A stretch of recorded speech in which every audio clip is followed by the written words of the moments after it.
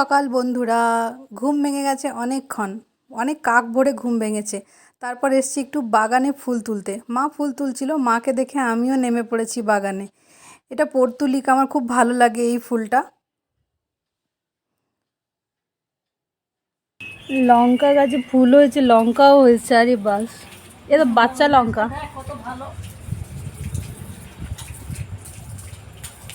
এগুলো কি গাছ লাগিয়েছে বাবা? ঝিঙা, লাউ, অমনি কিছু আছে? আচ্ছা, শশা গাছ। এটা না ঝিঙে না, এটা একটা শশা গাছ। শশা গাছই এগুলো। মা আমি গাছে না জল দেওয়া ছেড়ে দিয়েছি। লেবু গাছ তো বেড়েই যাচ্ছে, লেবু ছাড়াই গাছ বেড়ে যাচ্ছে, ঝাউ গাছ হয়ে গেছে কিন্তু লেবু আর হয়নি। এই দেখো জুঁই গাছে না ফুলও হচ্ছে একটু একটু করে। এই যে একটা কুড়ি, এই একটাই মাত্র, আমরা বুঝতে পারি না। এ দেখো এখানে করলা হয়েছে 3খানা। এই যে একটা, দুটো, তিনটে, ও না 4টা, অনেকগুলোই হয়েছে, অনেকগুলোই হয়েছে। এই আলপনাতে যে জায়গাটা দেখছো, এটা আমার বিয়ের মণ্ডপ ছিল। এই জায়গাটার সাথে আমার অনেক স্মৃতি আছে, অনেক সুন্দর সুন্দর। এখানে বসেই আমি বিয়ে করেছি, তো জায়গাটা খুব ভালো লাগে আমার। আর এখানে কতগুলো ছোট ছোট পুঁই গাছের চারা বেরিয়েছে, যেগুলো আর কিছুতেই বাড়ছে না, ওই রকমই আছে। অনেক ঘোরাঘুরি করলাম, এবার একটুখানি ফুল তুলে মাকে সাহায্য করে দিই। এই গাছগুলো পর্যন্ত খুব একটা হাত যায় না মায়ের একটা ছোট্ট মতো আঁকশি আছে ফুল তোলার, ওইটাকে দিয়েই মা গাছগুলোকে টেনে টেনে ফুলগুলো তোলে। কি অবস্থা দেখো, ফুলগুলো একদম যেন নির্জীব টাইপের হয়ে গেছে, একটা সতেজ ফুলের মতো ব্যাপারটা নেই। আর এটা হলো গিয়ে সাদা করবী বা শ্বেত করবী। এই গাছটা অনেকের বাড়িতেই আছে, কিন্তু গাছটার ভীষণ বিশেষত্ব আছে। বিভিন্ন হোম যজ্ঞে এই ফুলটা ব্যবহার করা হয়। আমি যেখানে থাকি সেখানে যে পুজো মণ্ডপ আছে, সেই পুজো মণ্ডপে প্রত্যেক নবমীতে যে হোম বা যজ্ঞটা হয়, সেই যজ্ঞের জন্য এই ফুলটা ওখানে পৌঁছতে হয় প্রত্যেক নবমীর দিন সকালবেলায়। আর এই কাজটা থাকে আমার, সেখানে ফুলটা পৌঁছে দেওয়া। ফুলের পরিমাণও কমে গেছে।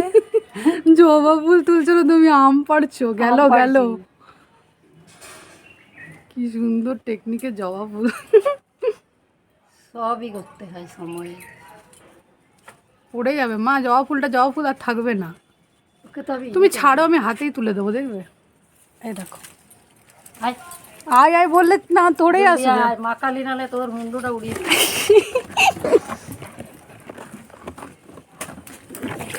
একটা জীবন ফুল পাওয়া হয়ে গেছে, ছিঁড়ে গেছে। আমি হাতে করে তুললাম, তোমার আঁকশিতে আসেনি। না আসিতে তো আসেনি। আমার বাড়িতে যেখানে সেখানে প্রচুর কারি পাতার গাছ আছে, কিন্তু দুঃখের বিষয় কারি পাতাগুলো কোনোদিনও সেইভাবে আমি ব্যবহার করি না। মাঝে মাঝে দু একটা হেয়ার প্যাক বা একটুখানি সাম্বার ডাল এসব কিছু বানানোর জন্য ব্যবহার করি, বাদবাকি এই কথা কিন্তু ভুলে যাই। আমার এক বান্ধবী আমাকে একবার বলেছিল যে প্রত্যেক দিন সকালে উঠে খালি পেটে যদি 4টে কারি পাতা খাওয়া হয়, তাহলে সেটা স্কিন, চুল এবং মানে হেলথের জন্য খুব ভালো। কিন্তু ওই যে আছে না, ভালো অভ্যেস আমার নেই। আমাকে যে যতই ভালো কথা বলুক, আমি কখনোই ভালো অভ্যেসগুলোকে রপ্ত করতে পারি না।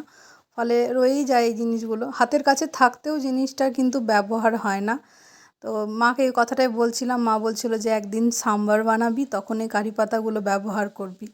তাছাড়া না সাবুদানার একটা বড়া হয়, ওতেও খুব ভালো লাগে এটা।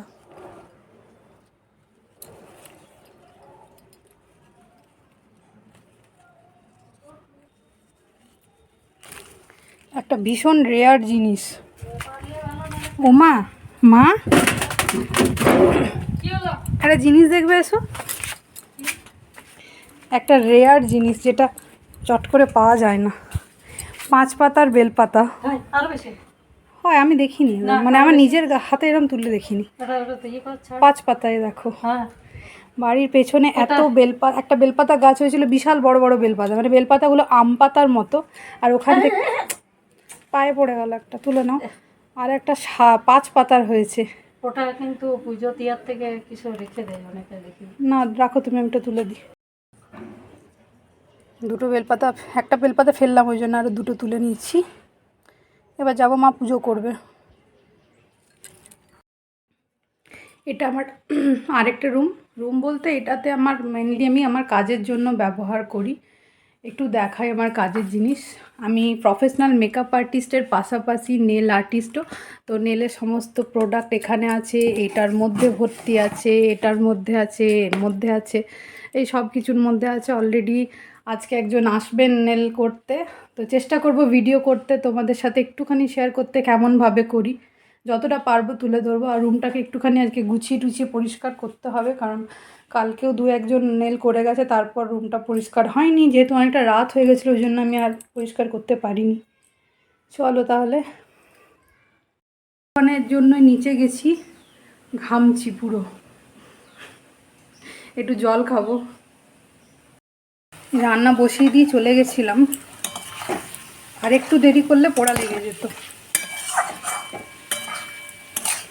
এটা রান্না হচ্ছে পেঁপের তরকারি, কারণ এত গরম, কম বেশি বাড়িতে সবার কিছু না কিছু পেটের প্রবলেম হচ্ছে। তো ডাক্তারবাবুকে জিজ্ঞাসা করাতে উনি বললেন যে পেঁপে আর লাউয়ের তরকারি করতে বা এই ধরনের খাবার খাওয়াতে, যে সমস্ত সবজিগুলোর মধ্যে ওয়াটার মানে কোয়ান্টিটিটা বেশি আছে বা ওয়াটারি টাইপের যে সমস্ত সবজি বা ফল, সেগুলো দিতে। তো আজকে ওই জন্য এই তরকারি। দেখুন, আমরা আজকালকার দিনে বলি না প্রচুর রোগ জ্বালা অসুস্থতা, তার একটা মানে এক্সাম্পল দেব। ভাতের চাল ধুচ্ছি, জাস্ট একবারই জলে দিয়ে এভাবে দুবার কষলেছি, জলটা পুরো সাদা। যদিও এটা ক্যামেরার মধ্যে এতটা সাদা লাগছে না, যেটা খালি চোখে দেখতে পাচ্ছি সাদা আর ঘোলাটে একটা জল। তো কী দেয় আমি জানি না, চালটাকে কী দিয়ে প্রিজার্ভ করে না পলিশ করে ভগবান জানে। তো এই খাবার যদি দীর্ঘদিন আমরা খাই তাহলে আর কী বা ভালো হতে পারে বলুন।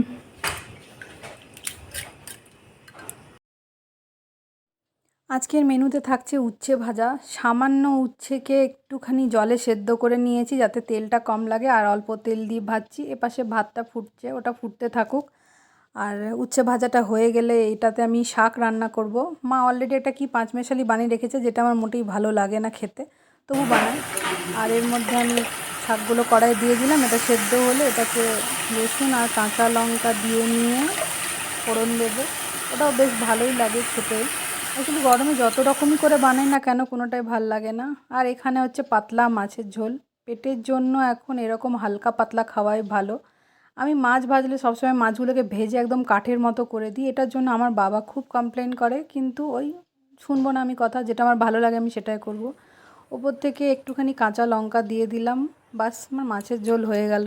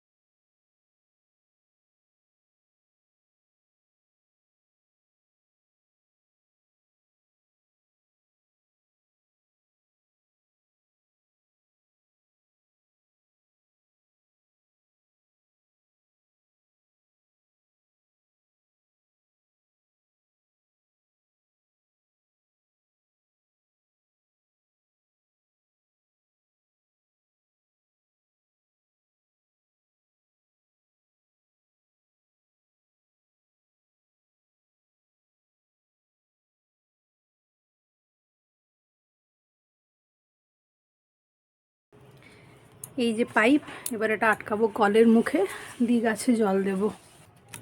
এই যে আটকানো হয়ে গেছে, এবার জল দেব। কি অবস্থা, গাছগুলো ঝিমোচ্ছে, শুকিয়ে কাঠ পুরো। অন্য কোনো গাছ এবছর লাগানোই হয়নি, খুব অল্প কিছু গাছই আছে। এই যে টব ভর্তি জবা গাছ, ওপাশে গোলাপ গাছ, শুকিয়ে গেছে একদম, ফুল টুল কিছুই নেই আর।